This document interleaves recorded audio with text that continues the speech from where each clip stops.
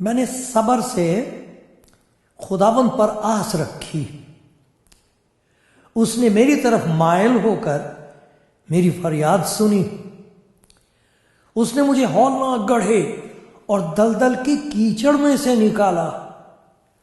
उसने मेरे पांव चट्टान पर रखे, मेरी रविश कायम की। उसने हमारे खुदा की सिताइश का नया गीत मेरे मुंह में डाला। बहुतेरे देखेंगे और डरेंगे और खुदावंद पर तवक्कुल करेंगे। मुबारक है वो आदमी जो खुदावंद पर तवक्कुल करता है और मगरूरों और दरोग दोस्तों की तरफ माइल नहीं होता। आए खुदावंद मेरे खुदा, जो अजीब काम तूने किए और तेरे ख्याल जो हमारी तरफ से हैं वो बहुत से हैं। मैं उनको तेरे हुजूर तरतीब नहीं दे सकता। अगर मैं उनका जिक्र करूं और बयान करना चाहूं तो वो शुमार से बाहर है। अगर मैं उनका जिक्र और बयान करना चाहूं तो वो शुमार से बाहर हैं।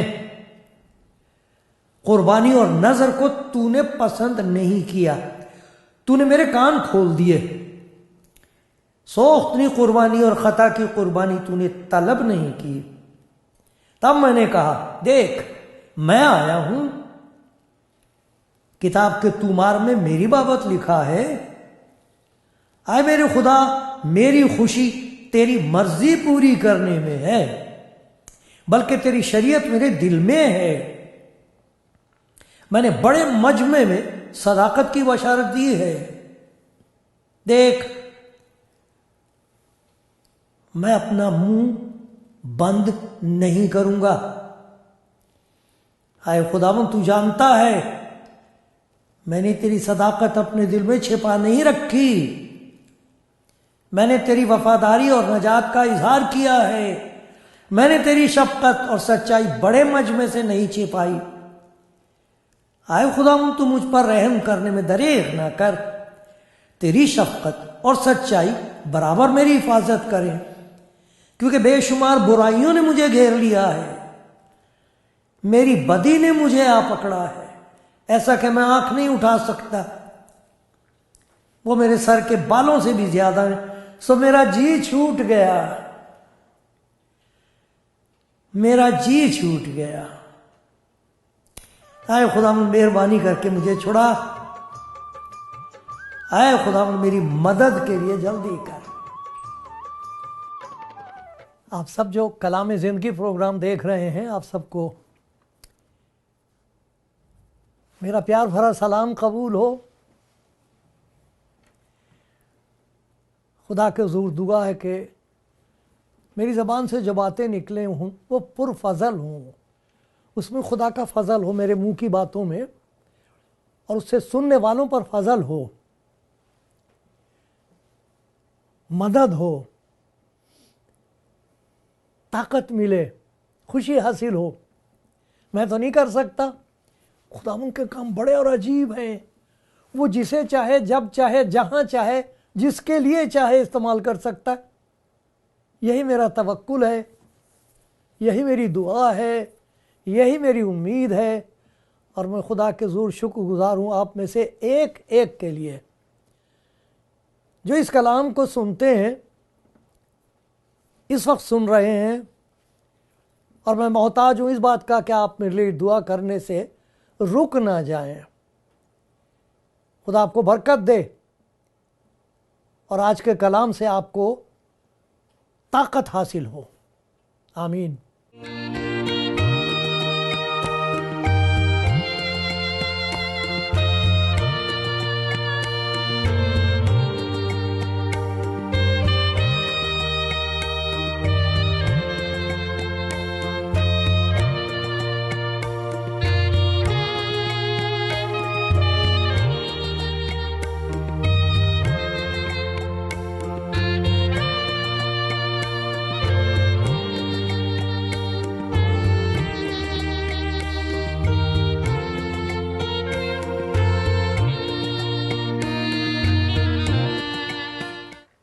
एक मसला है, सवाल है, एक परेशानी है, और वो ये है कि ईमानदार क्यों दुख पाते हैं। जब कभी किसी को दुख में देखते हैं तो हमारा जहन या जो कुछ भी हमारा ईमान है उसके मुताबिक हम नतीजा निकाल लेते हैं कि इस शख्स को इसके गुनाहों की सज़ा मिल रही है, जो कुछ इसने बोया वो काट रहा है, इसके अलावा और कुछ नहीं हम सोचते। ज़रूर इसने कुछ ऐसा काम किया है जिसकी वजह से खुदा की लानत इस पर पड़ी है। खुदा यीशु मसीह अपने शागिर्दों के साथ जा रहे थे, हैकल के दरवाजे पर एक आदमी बैठा हुआ बाहर, अंदर तो जा नहीं सकता था बेचारा, क्योंकि उनके मुताबिक वो मलाऊन था, उस पर लानत थी खुदा की, जो वो पैदा ही अंधा हुआ, पैदाइश से अंधा। इससे बड़ी और क्या लानत हो सकती है, खुदा की लानत उस पर। तो शागिर्दों ने यीशु मसीह से कहा, तू बहुत सी बातों को जानता है, तुझे तो यह भी मालूम होगा कि इसने कौन से गुनाह किए हैं जिसकी वजह से ये अंधा पैदा हुआ है। पहले ही उनके जहन में ये ख्याल है कि ये मलाऊन है, इस पर लानत है खुदा की। तो क्या ये सच है? इसमें पूरी सच्चाई है कि हर एक शख्स जो इस दुनिया में दुख पा रहा है उस पर खुदा की लानत है, कि कोई और सबब भी हो सकता है? क्योंकि अगर गुनाह की सज़ा ही है और ये लानत ही है खुदा की, तो ईमानदार क्यों दुख पाते हैं? दुनिया में कोई ऐसा ईमानदार हुआ है, खुदा का बंदा, जिसने ये फैसला किया कि मैं खुदावंद की खिदमत करूँगा, खुदावंद का कलाम सुनाऊँगा? बुजुर्ग लोग जो हुए हैं, जो नबी हुए हैं, उन पर मुसीबतें क्यों आई हैं?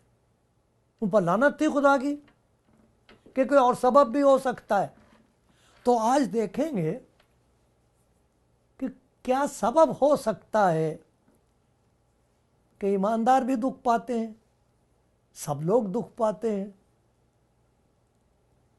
आप जानना चाहोगे इसके बारे में? तो सवाल उठता है, क्योंकि जब हम ये फैसला कर लें कि हम अपनी ज़िंदगी खुदा के हुक्मों के मुताबिक बसर करेंगे, तो उसी दिन मुसीबतों का जन्म होना शुरू हो जाता है।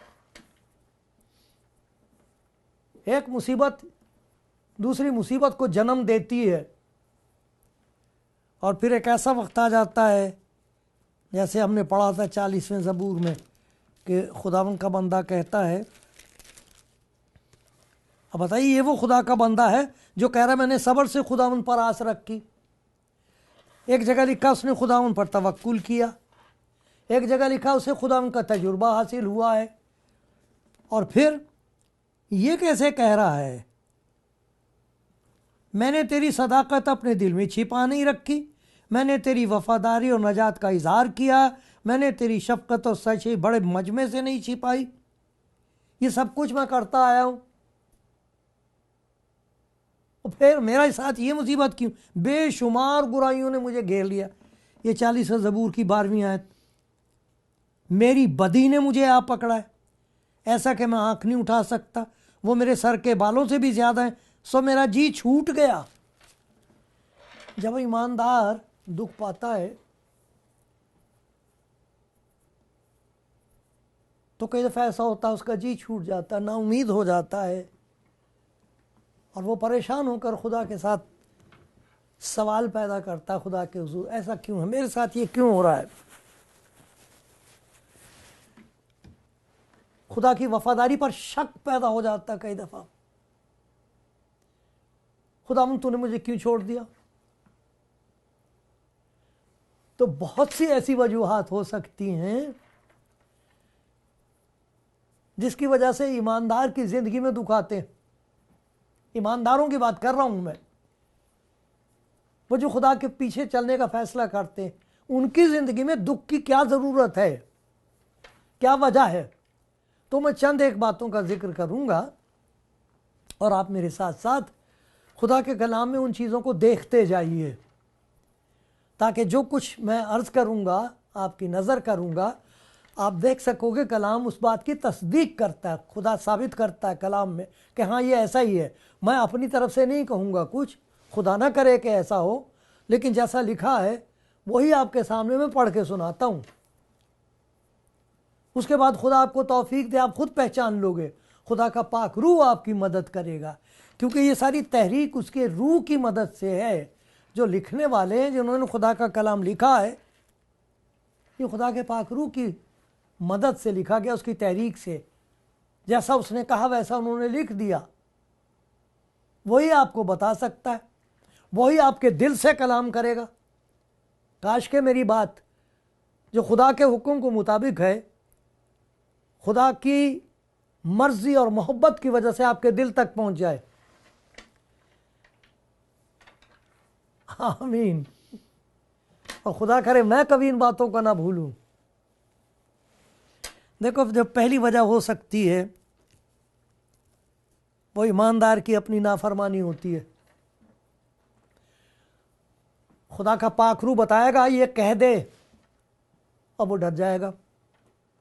खुदा कहता है इसे छोड़ दे, और वो उसे लिपटा रहेगा।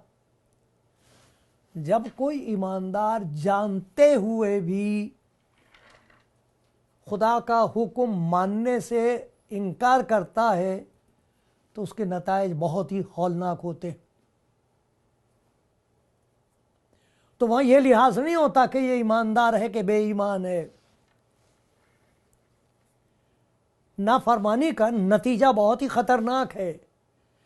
जो भी खुदा का हुक्म तोड़ेगा वो टूट जाएगा, कोई भी हो। खुदा के कलाम में कहीं ऐसा नहीं लिखा कि चूंकि तुम यीशु मसीह पर ईमान ले आए हो लिहाजा तुम जो चाहे करो, तुम्हें कुछ नहीं होगा। ना तुम कभी बीमार होगे, ना तुम्हें किसी किस्म की मुश्किलात का सामना करना पड़ेगा, बल्कि जो कुछ तुम खुदा यीशु मसीह का नाम लेकर मांगोगे वो तुम्हें इफरात से मिल जाए। कहीं नहीं लिखा बाइबल में ऐसा। ये धोखा है और ये गलत फहमी है। गुनाह की मजदूरी मौत है।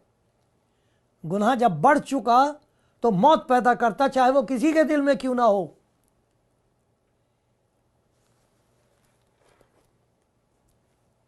ये भूलने वाली बात नहीं है। ये बात ऐसी नहीं है कि इस पे हंस के छोड़ दिया जाए। ये सच है। गुनाह की मजदूरी मौत है। खुदा आदिल है, वो अदल करता है, उसे गुनाह से सख्त नफरत है। इसीलिए खुदा के कलाम में यह कहा गया है, आए खुदा से मोहब्बत रखने वालों बदी से नफरत करो,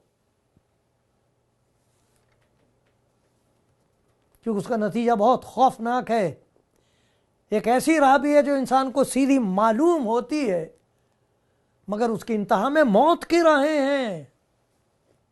खुदावन के बंदो, खुदा पर हम पर रहम करे, डरो, होश में आओ। ऐसा लिखा, होश में और गुनाह ना करो। ये खुदा के ईमानदार बंदों के लिए कलाम है। तौबा करो ताकि तुम्हारे गुनाह मिटाए जाएं और खुदा के हुजूर से ताजगी के दिन आए। ताजगी आएगी तौबा करने वालों की जिंदगी में, लेकिन तकलीफों का इनकार नहीं किया जा सकता। गुनाह का बहुत खौफनाक नतीजा होता। देखो, मैं यशायाह नबी की किताब में से एक आपको हिस्सा पढ़ के सुनाता हूं। ये 59वां बाब है, 59। ये तो सारा ही पढ़ने के लायक है, लेकिन वक्त इजाज़त नहीं देता, तो मैं उसका शुरू थोड़ा सा आपको जिक्र सुनाऊंगा। उसमें लिखा, देखो, नजरअंदाजी ना करो, मत भूलो। ये देखो देखने की बात है, आंखें खोल कर देखो। खुदावंद का हाथ छोटा नहीं हो गया कि बचा ना सके, और उसके कान भारी नहीं कि सुन ना सके। बल्कि क्यों नहीं सुनी जा रही, क्यों नहीं बचाए जा रहे मुसीबत में से? तुम्हारी बदकिरदारी ने तुम्हारे और तुम्हारे खुदावंद के दरमियान जुदाई कर दी है। तुम्हारी बदकारी और तुम्हारी बदकिरदारी ने तुम्हारे और तुम्हारे खुदा के दरमियान जुदाई कर दी है, और तुम्हारे गुनाहों ने उसे तुमसे रूपोश कर दिया, ऐसा कि वो नहीं सुनता। ऐसा लगता है कि खुदा सुनता नहीं है, जवाब नहीं देता, बचा नहीं रहा। कहता मैं बचा सकता हूँ, मेरा हाथ कोई छोटा थोड़ी हो गया कि बचा ना सकूं। कोई कान मेरे बहरी थोड़े हो गए, मुझे सुनाई नहीं दे रहा कि तुम हाय हाय कर रहे हो? क्या मुझे दिखाई नहीं देता? लेकिन तुम्हारा गुनाह जिसे तुम छोड़ना नहीं चाह रहे, हुक्म नहीं मानने को तैयार है। मैं कह रहा हूं माफ कर दे, नहीं। मैं कह रहा हूं माफी मांग ले, नहीं। मैं कह रहा हूं ये रास्ता गंदा है, इसे छोड़ दे, नहीं। ईमानदारों की जिंदगी में दुख उस वक्त आता है जब वो नाफरमानी करते, लेकिन चूंकि वो ईमानदार है, चूंकि खुदा का पाक रूह उसे कायल करता है, मुजरिम नहीं ठहराता, छोड़ नहीं देता, कायल करता है। और फिर ऐसा होता है कि उसे तौबा की तौफीक देता है। ये बड़ा प्यारा ज़बूर है, वो आपके सामने पढ़ता हूँ। ज़बूर 37 है। देखो कितनी प्यारी उम्मीद है। एक तरफ हमको कहा जा रहा तौबा करो, दूसरी तरफ देखो क्या वादा खुदा का, तस्कीन, तसल्ली भरा, प्यार भरा वादा। लिखा है इंसान की रविशें खुदा की तरफ से कायम है, वो उसकी राह से खुश है। अगर वो गिर भी जाए तो पड़ा ना रहेगा, क्योंकि खुदावंद उसे अपने हाथ से संभालता है। मैं सोच रहा था कि किसी फरिश्ते को क्यों नहीं मुकर्रर कर देता, किसी ईमानदार को क्यों नहीं भेजता इस मदद के लिए। भाई किसी के पास वो दिल नहीं है जो खुदा यीशु मसीह के पास है, गुनाहगार के लिए। उसने कहा मैं गुनाहगारों को ढूंढने और नजात देने आया, मैं गुनाहगारों के लिए अपनी जान देने के लिए आया हूं। किसी के पास इतना प्यार नहीं उसके लिए जो गिर गया है। खुदा को ये खुद ही करना पड़ता है। अगर आप तौबा करो तो फिर आपको पता लगेगा किसका प्यार कितना अजीब और निराला है। मैं रो रो के खुदा का शुक्र किया करता हूँ, अगर खुदा मेरा मददगार ना होता तो मेरी जान कब की आलम खामोशी में जा बसी होती। जब मैंने कहा खुदा मेरा पाँव फिसल चला तो तेरी शफकत ने मुझे संभाल लिया। जब मेरे दिल में फिक्रों की कसरत होती है तो तेरी तसल्ली मेरी जान को शाद करती है। खुदा खुद आपकी मदद करेगा, खुद संभालेगा, खुद उठाएगा आपको, किसी और के जिम्मे नहीं डालेगा ये। क्योंकि ईमानदार जब गिर जाए तो वो अपनी नजर से गिर जाता है, उसका जी छूट जाता है। ऐसा नहीं होना चाहिए। एक ये सबब है दुख का ईमानदारों की, उसकी अपनी नाफरमानी। एक और सबब है, खुदा यीशु मसीह ने कह दिया था कि मेरे नाम के सबब से सब कौमें तुमसे नफरत करेंगी। एक नफरत है जिसका सबब कोई नहीं है। क्यों नफरत है? वही आदमी ने शराब पीनी छोड़ दी तो ये कोई बुरा काम किया, इससे क्यों नफरत करो। अब ये घर ने आ जाता, वक्त पे आता, अपने बच्चों को जो कमाई होती है अपनी बीवी को देता है, गाली नहीं देता, मारता नहीं है, पहले की तरह खुदा के खिलाफ कुफर नहीं बकता, उससे नफरत क्यों? उसने क्या बुरा किया? ये कोई बुरी बात है, उससे क्यों नफरत? मुझे अच्छी तरह याद है ये बेचारा भाई खुदा यीशु मसीह पर ईमान लाया, रोज मारता था अपनी माँ को, बीवी को शराब पी पी के। वो और उसके दोनों लड़कों ने खुदा उनको एक्सेप्ट किया था, मुझे याद है। उसकी बीवी उसको कहती है कि तू मुझे मार लिया कर, पिया कर शराब, जो मर्जी कर, ये धर्म ना छोड़ तू अपना, मसीह को मत कबूल कर। बड़ा सोचे क्या चीज है ये नादानी है। कैसे पता मुझे, कैसे कह दिया मैंने ये नादानी की बात है? ये नफरत के पीछे एक नादानी है। यीशु मसीह ने सलीब पर कहा था हाय बाप इन्हें माफ कर। क्या सलूक किया था उसके साथ, और उसने क्या सलूक किया था गुनाहगारों के साथ? क्या बुरा किया था उसने? उनके कोढ़ियों को अच्छा कर दिया था तो बुरा किया था। जन्म के अंधों को आंखें दे दी थी, बुरा किया था। अपाहज को चलता फिरता कर दिया, बुरा किया था। एक बूढ़ी बेचारी 18 बरस से शैतान के कब्जे में, उस कुबड़ी को अच्छा कर दिया, वो सीधी खड़ी होके आसमान की तरफ को हाथ उठा के पहली दफा इबादत कर रही है, बुरा किया था ये। एक मुर्दे को आवाज दी, वो जी उठा और उसकी मां के सुपुर्द कर दिया क्योंकि वो बेवा थी, बहुत बुरा किया। उसके मुंह पर थूका, कोड़े मारे, तमाचे मारे, कीले ठोक दी, जलील किया, नंगा करके टांग दिया है। वो क्या कह रहा है?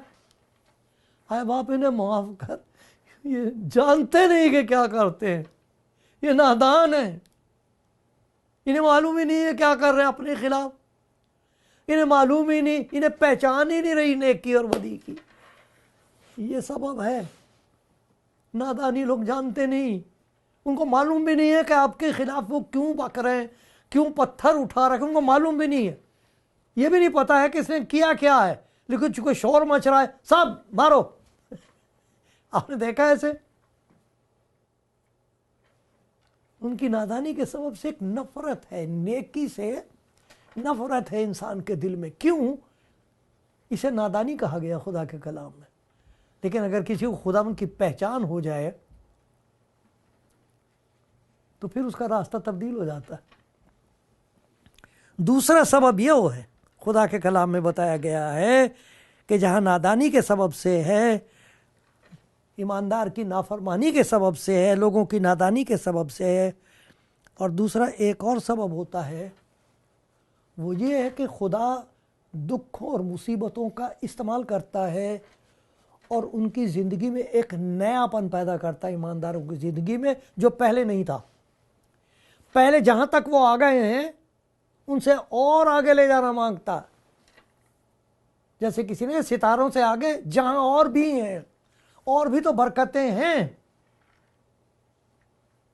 मुसीबतों को वो दूर नहीं करता, ईमानदारों को कुछ और कर देता उनकी। मूसा की मिसाल ले लो। मूसा को जब खुदावंद ने कहा कि मैं चाहता हूं कि तू मेरे हाथ में और मैं तुझे इस्तेमाल करूं, तो वो खुदावंद से कहता हूँ, ठीक कहता मैं तो बोल नहीं सकता, मुझे मेरी कौन सुनेगा, मैं तो बोलता भी रुक रुक के बोलता हूँ, तो मुझे बादशाह के पास वापस भेज रहा। खुदावंद ने ये नहीं कहा, अच्छा ला मैं तेरे होंठों को छू देता हूँ, तेरी बीमारी दूर हुई, तेरी कमजोरी दूर हुई, अब तू कमाल करेगा, जब तू बोलेगा लोग हैरान हो जाएंगे, लोग कहा करेंगे ये कहाँ से मार्फत इसको हासिल हुई है, इसका तर्ज बयान सुनो, ये वही बात है जो कोई और कह रहा था, उसमें कोई असर नहीं था, ये बात मूसा की जबान से सुनो। उसने कहा नहीं, मैं तुझे एक सबक सिखाऊंगा इस तेरी मजबूरी की वजह से, मैं तेरे भाई को तेरे ऊपर तैनात करूंगा, तुझे उसका मोहताज होकर जीना पड़ेगा, ताकि तुझे मालूम हो खाकसारी और इनकसारी कितनी ज़बरदस्त क़ुव्वत है।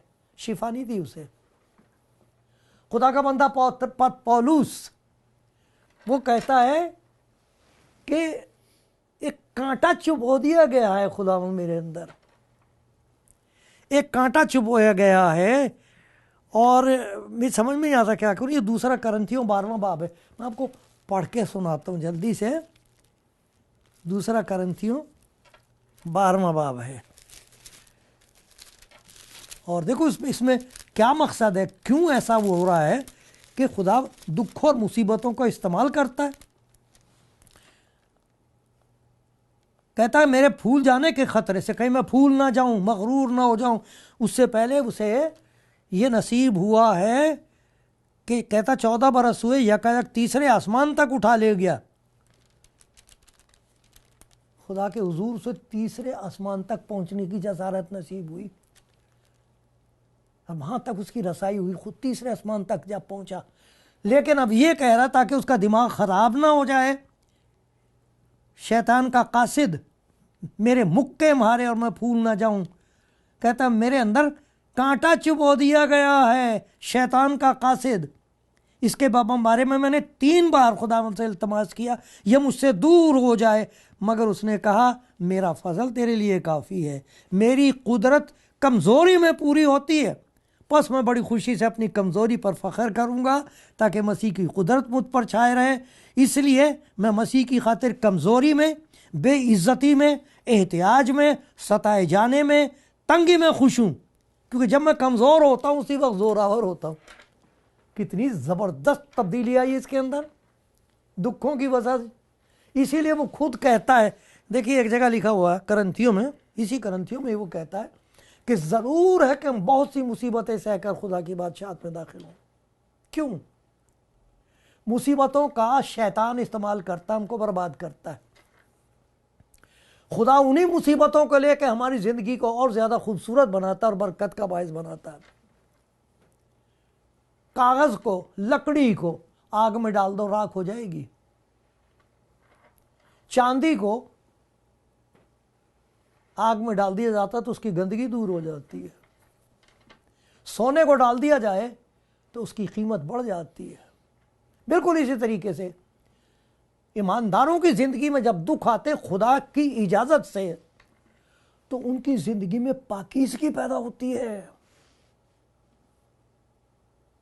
एक इस किस्म की ताकत पैदा होती है कि वो कहते हैं चाहे जहां से हमें ले जाना चाहता ले चल, जिस रास्ते से हमको तू गुजारे तू मुबारक। खुदा का कमाल जाहिर होता उन्हीं मुसीबतों के ज़रिए से, उन ईमानदारों की ज़िंदगी में जिनका तवक्कुल उस पर होता है और जिन्हें कभी उसकी मोहब्बत पर शक नहीं होता।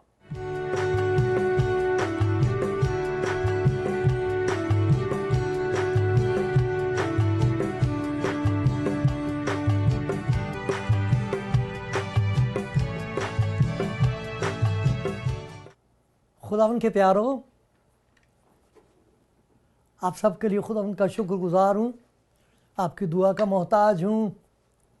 इस खिदमत के लिए खुदा का शुक्रगुजार हूँ जो बख्शी है, कि जो कुछ खुदावन कलाम में से मुझे दिखाता है, जिसकी ज़रूरत सबसे पहले मुझे है, वो फिर मैं आपकी नज़र कर देता हूँ। बहुत प्यारी खिदमत है ये, मैं उसका शुक्रगुजार हूँ। आखिरी सांस तक उसका शुक्रगुजार रहूँगा कलाम की इस खिदमत के लिए, जिसके मैं लायक नहीं हूँ, पर उसकी चुना है, उसका अपना इंतखाब है, उसका रहम है। उसने रहम करके ये खिदमत मुझे बख्शी है, इसलिए मैं देखो आपको सुनाता हूँ कितनी प्यारी बात है। ये दूसरा करंथी उसका 4 बाब है। जो बात मैं कह रहा हूँ वो ये है कि जब हम पर ऐसा रहम हुआ है कि हमें ये खिदमत मिली है, तो हम हिम्मत नहीं हारते। मैं हिम्मत नहीं हारता, पर जब हम पर ऐसा रहम हुआ कि हमें ये खिदमत मिली, हिम्मत नहीं हारते। नहीं, खुदा ना करे कि मैं हिम्मत हार जाऊं। मुश्किलें हैं, बहुत हैं, तो क्या हुआ, खुदा ने रहम करके मुझे खिदमत बख्शी है। तो देखो हम ये देख रहे हैं कि ईमानदारों पर क्यों दुख आते, तो हमने देखा उनकी नाफरमानी का नतीजा हो सकता है। दूसरा उस नफ़रत का नतीजा हो सकता है जो दिलों में खुदावंद यीशु मसीह के लिए है। उसकी मोहब्बत को ठुकराया जाता है, कोई कबूल करने को तैयार नहीं होता। लेकिन जो उसे कबूल कर लेते हैं, उनकी ज़िंदगी में मुसीबतें क्यों आती, वो बड़ी मुफीद होती हैं। उनके लिए खुदा का बंदा दाऊद कहता, अच्छा हुआ मैंने मुसीबत उठाई। अरे अच्छा हुआ, हबकूक नबी है, उससे पूछना चाहिए। और देखते हैं कि खुदा का बंदा हबकूक क्या कहता है। अगरचे अंजीर का दरख्त ना फूले, ताक में फल न लगे, जैतून का जायल हासिल हो जाए, जैतून का हासिल ज़ाया हो जाए, ख़त्म हो जाए, खेतों में कुछ पैदावार ना हो, भेड़ खाने से भेड़ें जाती रहें, तवेलों में मवेशी ना रहें, जानवर ही मर जाएं, तो भी मैं खुदावंद से खुश रहूँगा। क्यों? अपने नजात बख्श खुदा से खुश वक्त होऊंगा।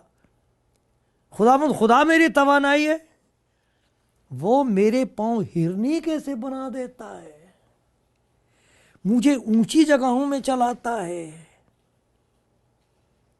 ऊंची जगहों तक पहुंचाने के लिए, नीची जगह से उठा के बुलंदियों पर अपनी कुर्बत और नज़दीकी बख्शने के लिए खुदा हमारी ज़िंदगी की तकदीस करता, पाक करता हमें। जाएं ये सब चीज़ें, कहाँ ये दुनिया की चीज़ें, और कहाँ मेरे लिए ये खुशी कि मैं खुदावंद की कुर्बत हासिल करूं, यहाँ से उठा के बुलंदियों तक पहुँचाया जाऊं। खुदा दुखों का इस्तेमाल करता है, इसलिए ज़रूर है कि हम बहुत सी मुसीबतें सहकर खुदा की बादशाहत में दाखिल हों। घबराओ नहीं, डरो नहीं। हाँ, अगर नाफरमानी है तौबा करो, दूसरे आपको सता रहे हैं उनके लिए दुआ करो, और अगर दुखों के वसीले से खुदा आपकी ज़िंदगी को पाक कर रहा है, उसकी शुक्रगुजारी करते रहो। आमीन।